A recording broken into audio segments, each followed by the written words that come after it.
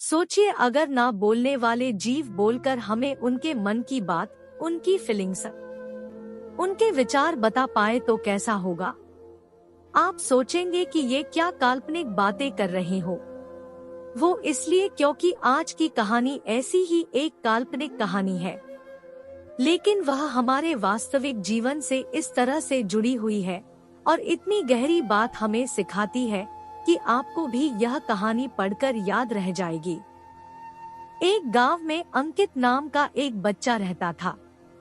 अंकित ना पढ़ने में अच्छा था ना ही खेलकूद में। वो एक अंतर्मुखी लड़का था, इसलिए उसके ना ही गांव में कोई मित्र थे ना ही स्कूल में। जब इंसानों को इंसान दोस्त नहीं मिलते हैं तो वह या तो निर्जीव वस्तुओं से दोस्ती कर लेता है या तो पशु पक्षी या पेड़ों से। अंकित के घर के सामने एक आम का पेड़ था।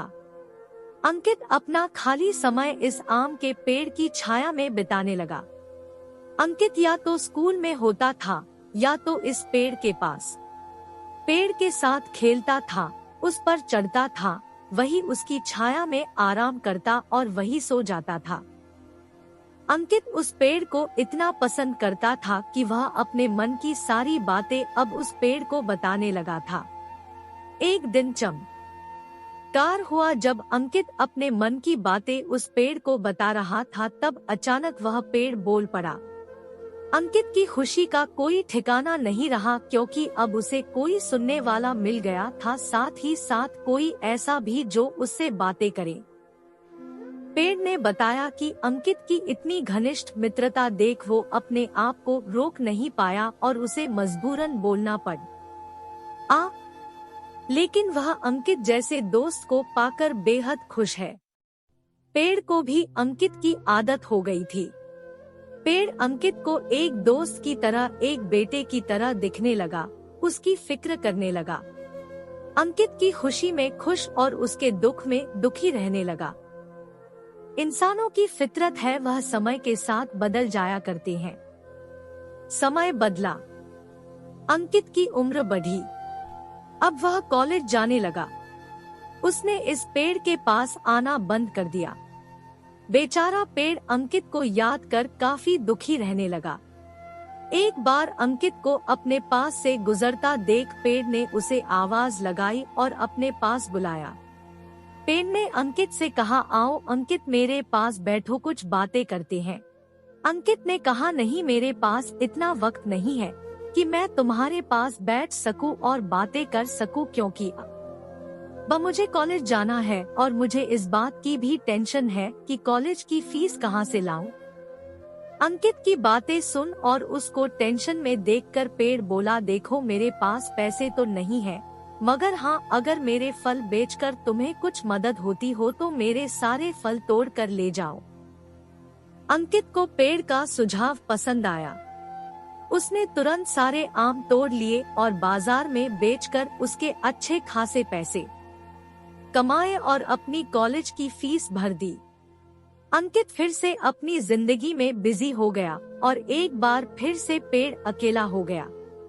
पेड़ हर दिन अंकित का इंतजार करता, लेकिन 3-4 साल बीत गए, उसे अंकित मिलने नहीं आया। फिर एक दिन अचानक अंकित उसको उसके पुराने घर में आता हुआ दिख गया।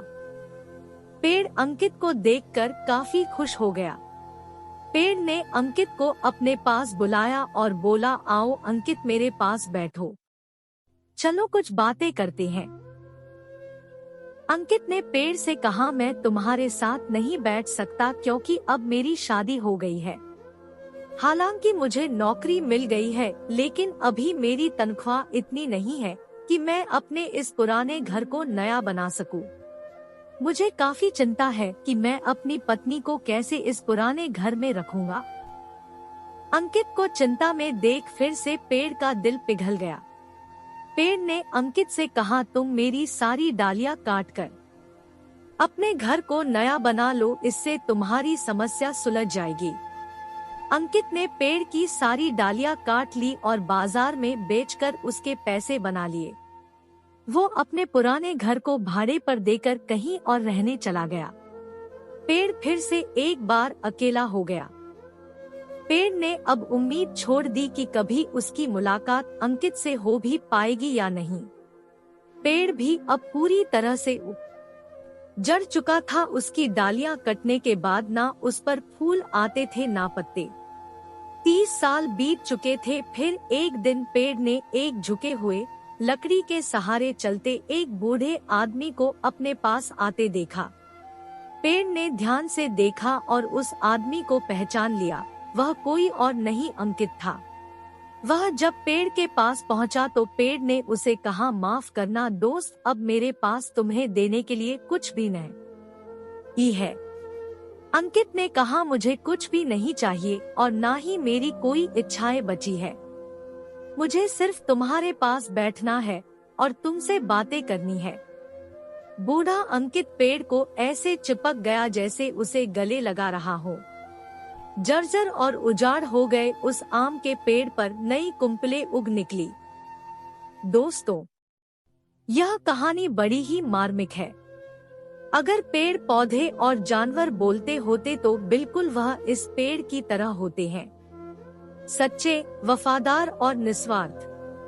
चलो, यह तो कल्पना की बात है, लेकिन सोचो हमारे बड़े बुजुर्ग, हमारे माँ बाप क्या इस पेड़ की तरह नहीं है? और कहीं ना कहीं हम उस अंकित का किरदार तो नहीं निभा रहे हैं। दोस्तों, अंत में यही कहूंगी कि जिंदगी की भाग दौड़ में अपनों को पीछे मत छोड़ना। पूरी कहानी पढ़ने के लिए धन्यवाद। और इसी तरह की कहानी सुनने के लिए आप मेरे चैनल लवली स्टोरी को सब्सक्राइब करें और अपने दोस्तों के बीच शेयर करना ना भूलें। धन्यवाद।